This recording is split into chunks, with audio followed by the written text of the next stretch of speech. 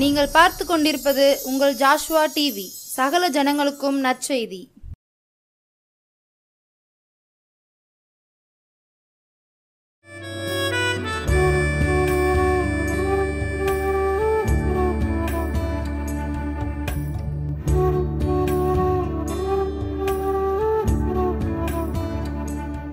ஆண்டவரும் இரட்சகருமாகிய இயேசுவின் நாமத்தினாலே ஜாஸ்வா டிவி நேயர் அனைவருக்கும் அன்பின் சமாதான வாழ்த்துக்களை நற்செய்தி நேரம் சார்பாக தெரிவித்துக் கொள்கிறேன்.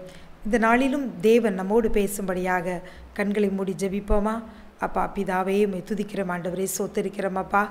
அப்பா தகப்பனே ஆண்டவரே, இந்த நாளிலும் இயேசு என்னோடு என்ன பேசுவார் என்ற ஆசையோடு பல்வேறு தேவைகளோடு வாஞ்சைகளோடு விருப்பங்களோடு இருக்க உங்கள் பிள்ளைகளுக்கு என்ன தேவை என்று அறிந்த தெய்வம் அது அவனுடைய காரியங்களை எல்லாம் கொடுத்து ஆசீர்வதிக்க வேண்டுமா ஜெபிக்கிறோம் அப்பா. தகப்பனே மனதில் இருக்கிற துக்கங்கள் பாரங்கள் கவலைகள் எல்லாம் உங்களுடைய வார்த்தைகளை கேட்கும் பொழுது அவையெல்லாம் மாறி போகட்டும் ஆண்டவரே. தகப்பனே உடைய வார்த்தைகள் வல்லமை உள்ளதாய் ஒவ்வொருவரையும் தொடரட்டும் ஆண்டவரே. உடைய அபிஷேகத்தால் வல்லமையால் பார்த்து கொண்டிருக்கிற பிள்ளைகளை நிரப்புங்கப்பா. சந்தோஷத்தினால் சமாதானத்தினால் நிரப்புங்கப்பா. துக்கமெல்லாம் சந்தோஷமாய் மாறி போகட்டும் இயேசுவின் நாமத்தினாலே. ஆண்டவரே நீங்கள் கடந்து வந்து பெரிய காரியங்களை செய்யுங்க. நீரே பேசும். இயேசுவின் மூலம் ஜெபிக்கிறோம் நல்ல பிதாவே, ஆமேன் ஆமேன்.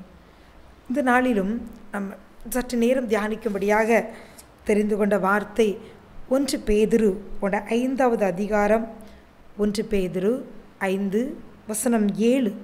அவர் உங்களை விசாரிக்கிறவரானபடியால் உங்கள் கவலைகளை எல்லாம் அவர் மேல் வைத்து விடுங்கள். உங்களை விசாரிக்கிறவர் அவர் யார்? இயேசு கிறிஸ்து. அவர் என்ன செய்கிறாரா? உங்களை விசாரிக்கிறவராக இருக்கிறார். விசாரிக்கிறவராக என்ற ஆண்டவர் உங்கள் மத்தியில் கடந்து வந்திருக்கிறார். இன்றைக்கு நாம் பார்க்கிறோம் அநேக ஜனங்களை நாம் சந்திக்கிற ஜனங்களிடம் நாம் பேசும் பொழுது அவர்கள் சொல்லுகிற ஒரு காரியம் என்னவென்று பார்த்தோமானால், நான் இருந்தால் என்ன போனால் என்ன, என்னை கேட்பதற்கு யாருமே கிடையாது, என்னை விசாரிக்கிறதற்கு யாருமே கிடையாது அப்படின்ட்டு சொல்லி அநேகர் வருத்தப்படுகிற சூழ்நிலைகளை நான் போகிற இடங்களெல்லாம் பார்க்க முடிகிறது. அதே போல் ஒருவேளை இதே சூழ்நிலையில் நீங்களும் என்னை கேட்பதற்கு விசாரிப்பதற்கு என்னுடைய பழகுகிறவர்கள், என்னுடைய உறவுகள், என்னுடைய சொந்த குடும்பங்கள், என்னுடைய கணவன், என்னுடைய மனைவி, என் பிள்ளைகள் யாரும் என்னை விசாரிப்பது கிடையாது அப்படின்னு சொல்லி கூட நீங்கள் வேதனைப்பட்டு கலக்கத்தோடு கண்ணீரோடு நீங்கள் இருக்கலாம். உங்களை பார்த்தான் ஆண்டவர் சொல்லுகிறார், நான் உங்களை விசாரிக்கிறவரானபடியால் உங்கள் கவலைகளை எல்லாம், உங்களுக்கு நிறைய கவலைகள் இருக்குது, கவலைகளை எல்லாம் அவ்வளவு கவலைகள் எல்லாவற்றையும் நீ ஏன் மேலே வைத்து விடுங்கள் அப்படின்னு சொல்லி இன்னைக்கு ஆண்டவர் சொல்லுகிறார். பிரியமானவர்களே, ஆண்டவர் சொல்லிவிட்டார். ஆண்டவர் வார்த்தைக்கு அப்படியே நீங்கள் கீழ்ப்படியுங்கள். அவர் சொல்லுகிறார், நான் உங்களை விசாரிக்கிறவரானபடியால் நீ கவலையெல்லாம் என் மேலே வச்சு விடு, எது குறித்தும் நீ கவலைப்படாது, எல்லா காரியத்தையும் நீ என்னிடம் சொல்லு, நான் பார்த்து கொள்ளுகிறேன். உன் கணவர் விசாரிக்கவில்லையா, உங்கள் மனைவி விசாரிக்கவில்லையா, எல்லாவற்றையும் நான் பார்த்துக்கொள்ள, எல்லாம் நான் சரி செய்வேன். முதலாவது எல்லாவற்றையும் நீ என் மேலே வைத்து விடு, அவர்கள் மேல் கோபமோ வருத்தமோ உனக்கு வேண்டாம் என்று சொல்லி என்று பார்த்து கொண்டிருக்கிற உங்களுக்கு ஆண்டவர் சொல்லுகிறார், நீ எப்படியெல்லாம் ஆண்டவர் உங்களை விசாரிப்பேன் என்று சொல்லி பல்வேறு சூழ்நிலைகள் நீங்கள் கடந்து செல்கிறவராக இருக்கலாம். எப்படியெல்லாம் நான் உங்களை விசாரிக்கிறேன் அப்படின்னு சொல்லி ஆண்டவர் தன்னை விசாரிக்கிறவராக என்று உங்களை வெளிப்படுத்துகிறார். அதாவது ஆதியாகமம் 16வது அதிகாரத்தை நாம் எடுத்துக்கொண்டோமானால் ஆதியாகமம் 16:8 அங்கு ஒரு சம்பவம் காணப்படுகிறது. அதாவது ஆபிரகாமுக்கு குழந்தை இல்லாதனால சாராள் என்ன சொல்லுகிறாள்னு சொன்னால், நீ என்னுடைய அடிமை பெண்ணாகிய இந்த ஆகாரோடே நீர் சேரும், ஒருவேளை அவள் மூலமாக என் சந்ததி கட்டப்படும் சொல்கிறதுனால ஆபிரகாமும் அந்த வார்த்தைக்கு கீழ்ப்படுகிறான். அப்படியாக ஆகாரோடு சேரும் பொழுது அங்கு ஆகார் ஒரு குழந்தை கர்ப்பவதி ஆகிறாள். அவள் தனக்கு குழந்தை உண்டான போது அவள் தன் நாச்சியார் என்ன செய்கிறாளாம், அற்பமாக எண்ணுகிறாள். அதை எண்ணினதை சாராய் பார்த்து அது ஆபிரகாம்கிட்ட சொல்லுகிறாள். சொன்ன உடனே அங்கே ஆபிரகாம் சொல்லுகிறாள், அவள் உன் கையில் இருக்கா, உனக்கு எப்படி நலமாக தோணுதோ நீ அதை செய் அப்படின்னு சொன்ன உடனே இந்த சாராள் ரொம்ப கடினமாய் நடத்துகிற நடத்துது அவளால் என்ன செய்ய முடியல, தாங்க முடியலை. அதனால் அவள் என்ன செய்கிறா, அதை விட்டு போகிறாள். ஓடி போகும் பொழுது ஆதியாகமம் 16:7 அங்கு கர்த்தருடைய தூதனானவர் அவளை சந்திக்கிறார். சந்தித்து என்ன பேசுகிறார்னு பார்த்தோமானால், சாராயின் அடிமை பெண்ணாகிய ஆகாரே, எங்கே இருந்து வருகிறாய், எங்கே போகிறாய் என்று கேட்டார். அங்கு தூதனானவர் அவளை விசாரிக்கிறார். நீ எங்கேருந்து வர, நீ எங்கே போகிறன்னு உனக்கு தெரியுமா அப்படின்னு சொல்லி அவளை பார்த்து என்ன செய்கிறார், விசாரிக்கிறார். நீங்கள் ஆகாருக்கு அவருடைய எதிர்காலம் என்னவென்று தெரியவில்லை. அவள் ஒரு அடிமை பெண். அவருடைய எஜமான் மிகுந்த வசதியும் ஐஸ்வர்யமும், அவர் கணம் பெற்ற மனுஷன். அவராலே ஒரு குழந்தைக்கு அவள் தாயாகிறாள். இப்பொழுது குழந்தை அவள் வயிற்றில் இருக்கிறது. அவள் எஜமானியின் நிமித்தமாக அவள் கடுமை நடத்தப்பட்ட கடந்து செல்கிறாள். எங்கே செல்வது என்று அவளுக்கு தெரியவில்லை. அவள் போகிறதை அங்கு கர்த்தர் பார்க்கிறார். பார்த்து அவளை விசாரிக்கிறார். நீ எங்கே இருந்து வருகிறாய், நீ எங்கே போகிறாய் என்று கேட்கிறார். அவளுக்கு தெரியாது. எங்கே போனோம், என்னுடைய காரியம் என்ன ஆகும், என்னுடைய வயிற்றில் ஒரு குழந்தை இருக்கிறது, என்னுடைய எதிர்காலம் என்ன ஆகும் என்று அவளுக்கு எதுவுமே தெரியாது. அப்படி எதிர்காலத்தை குறித்து எதுவும் தெரியாமல் ஒரு கலங்கிய சூழ்நிலையில் இருக்கிற அந்த ஆகாரை கர்த்தர் விசாரிக்கிறார். நீ எங்கே போகிறாய், உனக்கு எங்கே இருந்து வருகிறாய் என்று சொல்லி அவளை விசாரிக்கிறார். விசாரித்து விட்டு அவள் ஒரு ஆலோசனை சொல்லுகிறாள். அப்பொழுது கர்த்தருடைய தூதனானவர், நீ உன் நாச்சாரண்டைக்கு திரும்பி போய் அவள் கையின் கீழ் அடங்கியிரு என்று சொல்லி அங்கு ஆகாருக்கு ஒரு ஆலோசனை கொடுக்கப்படுகிறது. அதே அவள் அப்படியே போய் அங்கே அடங்கி இருக்கிறாள். அப்பொழுது அங்கே ஆண்டவர் அவளுக்கு ஒரு ஆசீர்வாதத்தை 3 காரியங்கள் சொல்லுகிறார். உன் சந்ததியை பெருக பண்ணுவேன், அது எண்ணி முடியாததாய் இருக்கும். உன் அங்கலாய்ப்பை நான் கேட்டேன், அவன் குமாரனை பெறுவாய், உனக்கு இஸ்மவேல்னு பேரிடுவாயின்னு சொல்லி அந்த பிறக்கும் குழந்தைக்கு முன்கூட்டியே இங்கு கர்த்தர் என்ன செய்கிறார், பேரெல்லாம் சொல்லுகிறார். சந்ததி ஆசீர்வதிக்கப்பட்டிருக்கும் என்று சொல்லி ஆசீர்வாதத்தை கொடுத்து அவளை நீ அவள் கையிலே போய் அடங்கி இரு என்று சொல்லுகிறார். அவளும் அந்த வார்த்தை கீழ்ப்படிந்து அப்படியே என்ன செய்கிறாள், கடந்து செல்கிறாள். பிரியமானவர்களே, நீங்களும் இன்று இந்த ஆகாரை போல ஒரு நல்ல ஒரு சூழ்நிலையில் இருந்திருக்கலாம். அவளுக்கும் அப்படிதான். அவள் அடிமை பெண்ணாக இருந்தாலும் அவள் அந்த ஆபிரகாம் வீட்டில் அவள் ஒரு எஜமானிய அந்தஸ்துக்கு அவள் உயர்த்தப்படுகிறாள். அவள் மிகுந்த ஒரு செழிப்போடு அங்கே காணப்படுகிறாள். திடீரென்று அது இவளுடைய காரியத்தினால தான், இவள் அலட்சியம் பண்ணினதுனால், எஜமானியை அலட்சியம் பண்ணதுனால தான் இவள் அங்கிருந்து துரத்தப்படுகிறாள். அவளுடைய தன் நிலைமையை விட்டு அவள் கீழே இறங்கி வந்து இப்பொழுது எங்கு போவோம், என்ன செய்வோம் என்று அவள் நீரூற்றண்டையில் இருக்கும் பொழுது கர்த்தர் அவளை விசாரிக்கிறார். அதே போலத்தான் பார்த்து கொண்டிருக்கிற நீங்களும், நான் என்னுடைய வாழ்க்கையில் எவ்வளவு நன்மைகளை அனுபவித்து கொண்டிருந்தேன், எவ்வளவு சமாதானத்தோடு நான் என்னுடைய வேலையை பார்த்து கொண்டிருந்தேன், என் குடும்பம் எவ்வளவு ஒரு சமாதானத்தோடு கடந்து சென்று கொண்டிருந்தது. ஆனால் எங்கிருந்து இந்த புயல் அல்லது எங்கிருந்து இந்த பிரச்சனை, இந்த வியாதி வந்ததோ, இல்லை இந்த 3வது நபர் என் குடும்பத்தில் எப்படி நுழைந்தார்களோ தெரியவில்லை. என் குடும்பத்தின் காரியம் இப்படியாக ஆகிவிட்டதே, என் தொழிலில் ஏற்பட்ட நஷ்டம், என்னுடைய படிப்பில் ஏற்பட்ட தோல்வி, எனக்கு வேலையே இல்லை, நான் எப்படி பிழைப்பேன், என் சொந்த ஊரில் ஏற்பட்ட நஷ்டத்தின் நிமித்தமாக இன்று நான் ஓடிக்கொண்டு இருக்கிறேன், என் வாழ்க்கையை விட்டே ஓடிவிடலாம் என்று சொல்லி எங்கு செல்வது, எப்படி தப்பித்துக் கொள்வது என்று தெரியாமல் ஓடுகிற எதிர்காலத்தை எப்படி இருக்கும் என்று சொல்லி அறியாது ஓடுகிற உங்களை பார்த்த ஆண்டவர் சொல்லுகிறார், நீ எங்கே போகிறாய் என்று சொல்லி அவர் உங்களை விசாரிக்கிறார். உங்களுக்கும் நிறைய கவலைகள் இருக்கிறதல்லவா, 1 2 எவ்வளவு காரியங்கள் இருக்கிறது, எதை சொல்வது அப்படின்னு சொல்லி புலம்புகிறீர்களா? முதலாவதே ஆண்டவர் சொன்னாரே, நான் உங்களை விசாரிக்கிறவனாபடியா உங்கள் கவலையெல்லாம் என் மேலே வைத்து விடுங்கள் என்று சொன்ன ஆண்டவர் இன்று ஆகாருக்கு சொன்ன ஆலோசனைப்படி உங்களுக்கும் சொல்கிறார். ஏற்ற காலத்தில் அவர் உங்களை உயர்த்தும்படிக்கு அவருடைய பலத்த கரத்துக்குள் நீங்கள் அடங்கியிருங்கள். நீங்கள் எங்கும் செல்ல வேண்டாம். இருக்கிற இடங்களில் ஆண்டவரை நோக்கி பார்த்து உடைய காரியங்களை எல்லாம் தெரியப்படுத்தி எல்லாவற்றையும் அவரிடம் சொல்லி, ஆண்டவரே நீங்கள் என்ன சொல்லுகிறீர், நீர் என்ன என் வாழ்க்கையில் செய்ய சித்தமாக இருக்கிறீர் என்று சொல்லி அப்படி வார்த்தை என்று உங்களுக்கு நேரே வந்திருக்கிறதல்லவா, அப்படியே பலத்த கரம் அதுக்குள்ளே நீ அடங்கீர் என்று சொல்லியிருக்கிறாரே. அதனால் பொறுமையுடன் நீங்கள் அவருடைய கரத்துக்குள் அடங்கியிருங்கள். ஆண்டவர் அன்று அந்த ஆண்டவர் சொல்லை கேட்டு அவள் என்ன செய்தால், அந்த சாராய் கையில் அடங்கி இருந்தால் அவள் வாழ்க்கையில் ஒரு இஸ்மவேல் சந்ததி வந்தது. அதே போல் அது பெரிய ஜாதியாகும்படியாக ஆண்டவர் ஆசீர்வதித்தார். அதே போல பிரியமானவர்களே, கர்த்தர் உங்களை ஆசீர்வதிக்கும்படியாக அவருடைய பலத்த கரத்துக்குள் அடங்கியிருங்கள். எதிர்காலம் என்னவென்று தெரியாமல் திசை மாறி திக்கு தெரியாமல் ஓடுகின்ற உங்களை இயேசு விசாரிக்கிறார். அவருடைய கரத்துக்குள் அடங்கியிருங்கள். பெரிய நன்மைகளை பெற்றுக்கொள்வீர்கள். தாமதித்தாலும் காத்திருங்கள். உங்களுக்கான ஆசீர்வாதங்கள் நிச்சயமாய் உங்களை தேடி வரும். என்னால் சர்வ வல்லமையுடைய தேவன் அவர் சொந்த குமாரனை உங்களுக்காக கொடுத்தாரே, மற்ற எல்லாவற்றையும் உங்களுக்கு தராதிருக்கிறது எப்படி? நிச்சயம் தருவார். வீடு தருவார், சுகம் தருவார், பணம் தருவார், தொழில் தருவார், எல்லாவற்றையும் தந்து தேவன் உங்களை ஆசீர்வதிப்பார். விசாரிக்கிற கர்த்தருடைய கரத்தில் நீங்கள் அடங்கி இருங்கள்.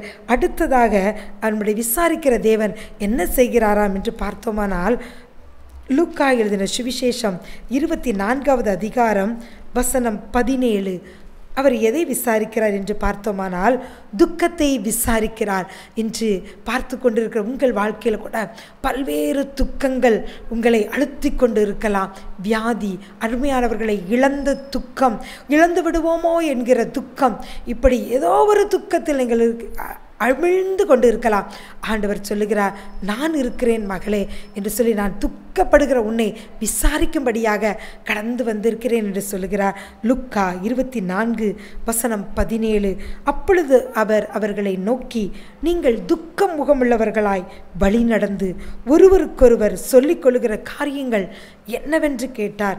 அதாவது இங்கு எம்மாவூர் சொல்லுகிற 2 சீஷர்களை பார்த்து தான் ஆண்டவர் கேட்கிறார், நீங்கள் துக்கமுள்ளவர்களாய் நடந்து நீங்கள் என்ன பேசுகிறீங்க, நீங்கள் சொல்லுகிற காரியம் என்ன அப்படி என்று சொல்லி ஆண்டவர் கேட்கிறார். அவருக்கு எல்லா காரியங்களுமே தெரியும். தெரிந்தாலும் ஆண்டவர் அவங்களை விசாரிக்கிறார். ஏன் உனக்கு இந்த துக்கம் அப்படின்னு சொல்லி விசாரிக்கிறார். அவங்களுடைய காரியங்களை அங்கே அவங்க சொல்லுகிறார்கள். அவர் இயேசு இருந்தார், அவர் நிறைய அற்புதங்கள் செய்தார். அந்த கிளையோப்பா என்பவன் எருசலேமை நடந்தவர்களை அறியாதபடிக்கு நீர் அந்நியர் அல்ல ஜனங்கள், அவர் சொல்லுகிறார். லூக்கா 24:19 பின்பகுதி, ஜனங்கள் எல்லாருக்கும் முன்பாக இயேசு செய்கையிலும் வாக்கிலும் வல்லமையுள்ள தீர்க்கதரிசியாக இருந்தார். ஆனால் பிரதான ஆசாரியர்கள் அவர்களை துன்பப்படுத்தி அவரை சிலுவையில் அறைந்து விட்டார்கள். இன்று எங்கள் கூட்டத்திலிருந்த சில ஸ்திரீகள் சொல்லுகிறார்கள், மரித்தோரிலிருந்து எழுந்து விட்டார், நாங்கள் கல்லறையில் பார்க்க போனோம், தூதனை தரிசித்தோம் என்று சொல்லுகிறார்கள் அப்படின்னு சொல்லி எல்லாம் சொல்லும் பொழுது ஆண்டவர் சொல்லுகிறார். 25வது வசனம், தீர்க்கதரிசிகள் சொன்ன யாவற்றையும் விசுவாசிக்கிறதுக்கு புத்தி இல்லாத மந்த இருதயம் உள்ளவர்களே அப்படின்னு சொல்லி மோசே முதலா எல்லா தீர்க்கதரிசிகளும் தம்மை குறித்து என்னென்ன காரியங்கள் சொல்லியிருக்கிறார்களோ அதையெல்லாம் வெளிப்படுத்தி அவர்களோடும் அவர் பேசுகிறார். பேசும் பொழுது அவர்களை அழைக்கிறார்கள். அவரோடு அவர் பந்தி இருக்கும்போது தம்மை வெளிப்படுத்துகிறார். அவள் துக்கம் மாறுகிறது. அவர்கள் பின்பதாக சொல்லுகிறார்கள், அவர் நம்மோடு பேசும் பொழுதே, அவர் வசனத்தை பேசும் பொழுதே நம் இருதயமெல்லாம் கொழுந்து விட்டு இருந்ததல்லவா, நமக்குள்ளே இருந்த துக்கமெல்லாம் மாறி ஒரு சந்தோஷம் வந்ததல்லவா என்று சொல்லி அங்கு சொல்லுகிற காரியம் லூக்கா 24 வசனம் 17 முதல் 31 வசனங்கள் வரைக்கும் அங்கே சம்பவம் எழுதப்பட்டுள்ளது. இன்று பிரியமானவர்களே, ஆண்டவர் உங்களை பார்த்தார். நீ துக்கமுள்ளவளாய் இருக்கிறது என்ன மகனே, நீ துக்கம் முகமுள்ளவர்களாய் நீ இருக்கிறது என்ன? நான் இருக்கிறேன், நான் சதா காலமும் உயிரோடு இருக்கிறேன், மரித்தேன், சதா காலமும் உயிரோடு இருக்கிறேன், உனக்காக நான் செயல்படும்படியாக நான் உயிரோடு இருக்கிறேன், துக்கத்தை சந்தோஷமாக மாற்றும்படியாக நான் இருக்கிறேன், உடைய காரியங்களையெல்லாம் நான் எடுத்துக்கொள்கிறேன், எதுக்கெல்லாம் நீ துக்கப்பட்டு குழந்தை இல்லையே என்று சொல்லி நீ துக்கப்படுகிறையே, அநேக நாள் வேதனைப்பட்டு கொண்டு இருக்கிறையே, அதை நான் பார்த்து இருக்கிறேன், நான் உன்னை விசாரித்து உன் துக்கத்தை மாற்றும்படியாக கடந்து வந்திருக்கிறேன், நான் உனக்கு நன்மை செய்வேன் என்று சொல்லி இயேசு என்று உங்களோடு பேசுகிறார். ஒருவேளை ஆண்டவரே அறியாதவர்களாக நீங்கள் இருக்கலாம். ஏதோ ஒரு காரியம் துக்கம், என்னுடைய வாழ்க்கையில் சந்தோஷமே இல்லை, நிம்மதியே இல்லை என்று சொல்லி கலங்கி தவிக்கிறீர்களா?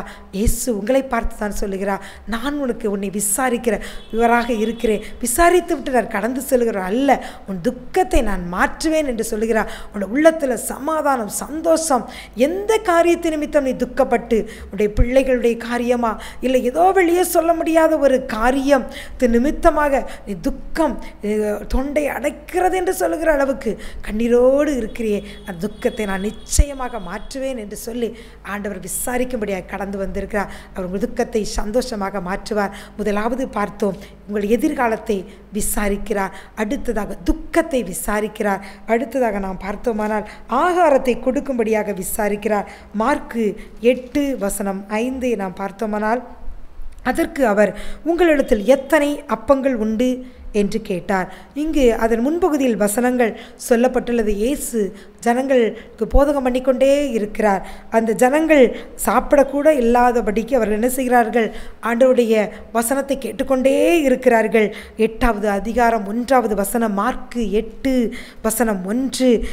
அந்த நாட்களில் திரளான ஜனங்கள் கூடி வந்திருக்கையில் அவர்கள் சாப்பிடுகிறதுக்கு ஒன்றுமில்லாத போது இயேசு சீசரை அழைத்து, ஜனங்களுக்காக பரிதபிக்கிறேன், இப்பொழுது என்னிடத்தில் தங்கியிருந்த 3 நாளாய் சாப்பிட ஒன்றுமில்லாது இருக்கிறார்கள் என்று சொல்லி ஆண்டவர் அங்கு பரிதபிக்கிறேன் என்று சொல்லுகிறார்.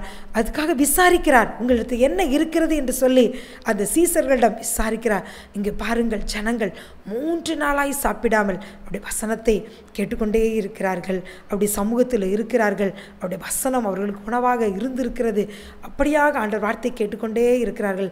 ஆனால் ஆண்டவர் சொல்லுகிறார்கள், வெகு தூரத்தில் இருந்தெல்லாம் இந்த ஜனங்கள் வந்திருக்கிறார்கள், இவர்களை வெறுமையாய் அனுப்பிவிட எனக்கு மனதில்லை அப்படின்னு சொல்லும்போது சீசர்கள் சொல்லுகிறார்கள், இந்த வனாந்தரம் எங்கிருந்து இவர்களுக்கு அப்பங்கள்லாம் வாங்க முடியும் என்று சொன்னபொழுதுதான் ஆண்டவர் கேட்கிறார், உங்களிடத்தில் எத்தனை அப்பங்கள் உண்டு என்று சொல்லி விசாரிக்கிறார். எதற்கு விசாரிக்கிறார்? தன்னுடைய ஜனங்களுக்காக நான் பரிதபிக்கிறேன், இவர்களை ஒன்றுமில்லாமல் நான் அனுப்பிவிட எனக்கு விருப்பமில்லை, இவர்களுக்கு கொடுக்க வேண்டும், ஆனால் உங்களிடத்தில் என்ன இருக்கிறது அப்படின்னு சொல்லும் பொழுது 7 அப்பங்கள் உண்டு என்று சொல்லி சொல்லுகிறார்கள். ஆண்டவர் அவரிடம் அதை கொடுக்கும் பொழுது, இயேசுவிடம் கொடுக்கும் பொழுது அதை ஆசீர்வதித்து அதை எல்லாம் ஜனங்களுக்கு என்ன செய்கிறார்? கொடுக்கிறார். அவங்க எல்லாரும் சாப்பிட்டு திருப்தி அடைகிறார்கள். சில சிறு மீன்களும் அங்கே இருக்கிறது, அதையும் இயேசுவின் கரத்தில் கொடுக்கிறார்கள். கொடுத்த பொழுது அவர் என்ன செய்கிறார்? அதை ஆசீர்வதிக்கிறார். ஆசீர்வதித்து ஜனங்களுக்கு கொடுக்கும்படி சொல்கிறார். அவள் சாப்பிட்டு திருப்தி அடைந்து மீதி கூட 7 கூடை நிறைய எடுக்கிறார்கள். ஒருவேளை நீங்களும் பார்த்து கொண்டிருக்க, நீங்கள் எனக்கு ஆகாரம் இல்லையே, எனக்கு யார் ஆகாரம் கொடுப்பார், எனக்கு நான் சாப்பாடு கூட வழியில்லாமல் நான் தவித்து கொண்டு இருக்கிறேனே என்று சொல்லி கண்ணீரோடு இருக்கிறீர்களா? ஆண்டவர் சொல்லுகிறார், உன்கிட்ட என்ன இருக்குது மகளே, அதை என்னிடம் கொடு. ஒருவேளை உன்ட விசுவாசம் இருக்கிறதா?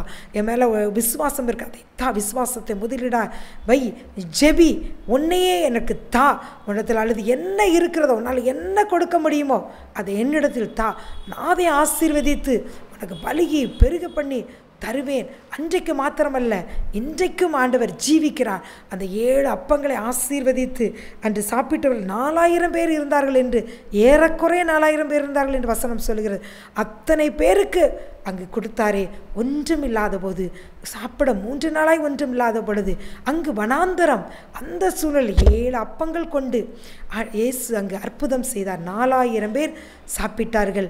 அதே போல இன்று உங்களை விசாரிக்கும்படியாக ஆண்டவர் வந்திருக்கிறார். உனக்கு நான் கொடுப்பேன், உன்னிடத்தில் இருக்கிறதை ஆசீர்வதிக்க முடியாது, என்னிடத்தில் கொடு, அதை நான் என்ன செய்வேன்? ஆசீர்வதித்து உனக்கு மீதி எடுக்கும்படியாக நான் தருவேன் என்று ஆண்டவர் சொல்லுகிறார். ஆகாரத்தை கொடுக்கும்படியாக அவர் உங்களை விசாரிக்கும்படியாக கடந்து வந்திருக்கிறார். பிரியமானவர்களே, இதே போலத்தான் ஒரு அருமையான சகோதரி ஒரு எளிய வேலை செய்து கொண்டிருந்தார். அவருடைய வாழ்க்கையில் முன்னேற்றமே இல்லை. பிள்ளைகளை, கணவர் இல்லை, பிள்ளைகளை படிக்க வைக்க முடியவில்லை, அப்படி வாழ்க்கையில் உயர முடியவே இல்லை. வளர்க்கிறது, அது சாப்பாட்டுக்கே அந்த குழந்தைகளை வளர்க்குறதுக்கு போதுமானதாக இல்லை. சின்ன சின்ன குழந்தைகள், அவளுடைய தேவைகளை சந்திக்க முடியவில்லை. அவள் கண்ணீரோடு அவள் ஆண்டவரிடம் ஜெபித்து கொண்டே இருக்கும்போது ஆண்டவர் ஒரு நாள் சொன்னாரா, மகளே, உன்னிடத்தில் இருக்கிற இந்த தாளந்து, நீ யாரிடம் பேசினாலும் அன்பாய் பேசுகிறாயே, ஆறுதல் பேசுகிறாயே, நீ பார்க்கிறவர்களிடத்தெல்லாம் ஆறுதலாய் பேசி இந்த வசனத்தை நீ என்ன செய்ய, அவளுக்கு சொல்லு, அது சில கைப்பிரதிகளை வைத்துக்கொள், அதை கொடு. இப்படி கொடுக்கும் பொழுது நான் உனக்கு உன்னுடைய வாழ்க்கையில் நான் நன்மை செய்வேன் அப்படின்னு சொல்லி ஆண்டவனை ஆசீர்வதிப்பேன்னு சொன்னாரா. அந்த சகோதரி ஆண்டவருடைய வார்த்தை கீழ்ப்படிந்து, இவள் ஒரு காலத்தில் நினைத்தாளா, நானே துக்கத்தில் இருக்கிறேன், நான் எப்படி மற்றவர்களுக்கு ஆறுதல் சொல்லி ஆண்டவர் ஆசீர்வதிப்பார் என்று சொல்ல முடியும் என்று நினைத்து கொண்டிருந்தவள் ஆண்டவர் வார்த்தை கீழ்ப்படிந்து, பார்க்கிறவர்களாம் இயேசு உங்களுக்கு அற்புதம் செய்வார், இயேசு உங்களை ஆசீர்வதிப்பார், இயேசு உங்கள் வாழ்க்கையில் சமாதானத்தை தருவார், உங்கள் குடிகார கணவரை ரட்சிப்பார், உங்கள் மனைவியை ரட்சிப்பார், பிள்ளைகளை ரட்சிப்பார், உங்களுக்கு தேவையான நன்மைகளை தருவார் என்று சொல்லி, நான் உங்களுக்கு ஜெபிக்கிறேன், நீங்களும் ஜெபியுங்கள் என்று சொல்லி ஒரு சில வார்த்தைகள் தான் இந்த மகள் சொல்லிக்கொண்டே இருந்திருக்கிறாள். சில துண்டு பிரதிகளையும் கொடுத்து ஆண்டவர் சொன்னது போலவே ஆண்டவருக்காக செயல்பட்டிருக்கிறார். பின்பதாக பார்த்தாள் என்றால் இவளுடைய வாழ்க்கையில் இவள் கணவர் இருக்கும் பொழுது ஏதோ ஒரு இடத்துல இவள் வாங்கி போட்ட நிலத்தை அதை உறவினர்கள் தெரியப்படுத்தி இருக்கிறார்கள். அது தூரமான இடமாக இருக்கிறது, அதை நீ அங்கே சென்று பிழைத்து கொள்ள முடியாது, அதை விற்று நாங்கள் உனக்கு தருகிறோம், நீ அதை உன் பிள்ளைகளுக்கு வைத்துக்கொண்டு உனக்கு ஒரு நல்ல வீடு கட்டி உன் பிள்ளைகள் படிப்பு தேவைகளுக்கெல்லாம் வைத்து ஜீவனம் பண்ணு என்று சொல்லி உறவுகளே அவளுக்கு கூடி உதவி செய்து அதை மிகப்பெரிய தொகைக்கு அவள் நினைத்தே பார்க்கவில்லை. அவள் எவ்வளவு காலம் உழைத்திருந்தாலும் அதை அவள் அந்த பணத்தை அவள் சம்பாதித்திருக்க முடியாது. ஆனால் அதை அவள் கரத்திலே ஆண்டவர் அதை விற்று கொடுத்து அவள் ஒரு அழகான வீடை அவளுடைய சொந்த ஊரில் கட்டி தன் பிள்ளைகள் படிப்பதற்கும் அவள் பின்பதாக தரித்திரம் இல்லாமல் மிச்சம் எடுத்து சந்தோஷத்தோடு வாழும்படியான கிருபையை தேவன் அந்த மகளுக்கு பாராட்டினார். பிரியமானவர்களே, அவர் உங்களை விசாரிக்கிறவரானபடியால் உங்கள் கவலையெல்லாம் அவர் மேல் வைத்து விடுங்கள். எதிர்காலத்தை விசாரிக்கிறார், துக்கங்களை விசாரித்து சந்தோஷமாக மாற்றுகிறார், ஆகாரத்தை கொடுக்கும்படியாக விசாரிக்கிற ஆண்டவர் மீதி எடுக்கும்படியாகவும் செய்கிறார். அந்த நல்ல தேவனை பிடித்து கொள்ளுங்கள். அவர் எல்லா கவலைகளை மாற்றி உங்களை சந்தோஷத்தினாலும் மகிழ்ச்சினாலும் நிரப்புவாராக. அப்படியே ஜெபிப்போமா? அப்பா பிதாவே, உம்மை துதிக்கிறோம் ஆண்டவரே, சோத்தரிக்கிறோம் ஆண்டவரே. என்னுடைய எதிர்காலம் என்ன ஆகும்? என்னோட படிப்பு வரவில்லையே, நான் எப்படி படித்து இந்த தேர்வுகளெல்லாம் எழுதி நான் மேற்படிப்புக்கு அந்த உயரிய படிப்புக்கு செல்வேன் என்று சொல்லி கவலையோடு பார்த்து கொண்டிருக்கிற ஒவ்வொரு ஆண்டவரே படிக்கிற பிள்ளைகள் மேல் உடைய கரம் அமரட்டும் ஆண்டவரே. ஞானத்தின் ஆவியினால் நிரப்புவீராக. அவருடைய கவலையெல்லாம் நீர் எடுத்துக்கொள்வீராக. உயரத்தில் ஆண்டவரே வைப்பீராக. ஆண்டவரே ஆசீர்வதிங்கப்பா. யாரெல்லாம் ஆண்டவரே தரித்திரத்தில் இருக்கிறேன், நான் குடும்பத்தை நடத்தவே சிரமப்படுகிறேன் என்று சொல்லி வேதனையோடு இருக்கிற பிள்ளைகளை விசாரித்து கவலையெல்லாம் மாற்றி துக்கத்தை எல்லாம் மாற்றி ஆண்டவரே மகிழ்ச்சியினாலும் ஆண்டவரே ஆசீர்வாதத்தினாலும் நிரப்புவீராகப்பா. ஒவ்வொரு பிள்ளைகளையும் ஆசீர்வாதமாய் வைப்பீராக. உங்கள் பிள்ளைகள் அநேக ஜாதிகளுக்கு கடன் கொடுக்கிறவர்கள் அவர்களை மாற்றுவீராக. எல்லாருடைய கண்களிலும் ஆண்டவரே வழிகிற கண்ணீரை துடைப்பீராக. மகிழ்ச்சினால் சந்தோஷத்தினால் நிரப்புவீராக. ஆண்டவரே, வாழ்க்கையில் இந்த நிந்தை இருக்கிறதே, இந்த அவமானத்தின் பாதையில் கடந்து செல்கிறேன் என்று சொல்லி புலப்பத்தோடு இருக்கிற பிள்ளைகளுடைய நிந்தனைகள் மாறட்டும், அவமானங்கள் மாறட்டும். இயேசு ஒவ்வொரு வாழ்க்கையிலும் கடந்து செல்வீராக. பெரியவர் பெரிய காரியங்களை செயல்படுவீராக. அவர்களுக்காக செயலாற்றுவீராக. எல்லா வாழ்க்கையில் இருக்க சிக்கல்கள் விலகுவதாக இயேசுவின் நாமத்தினாலே, வியாதிகள் மறைவதாக இயேசுவின் நாமத்தினாலே பெரிய காரியங்களை செய்யும். இயேசுவின் மூலம் ஜெபிக்கிறோம் நல்ல பிதாவே. ஆமென், ஆமென்.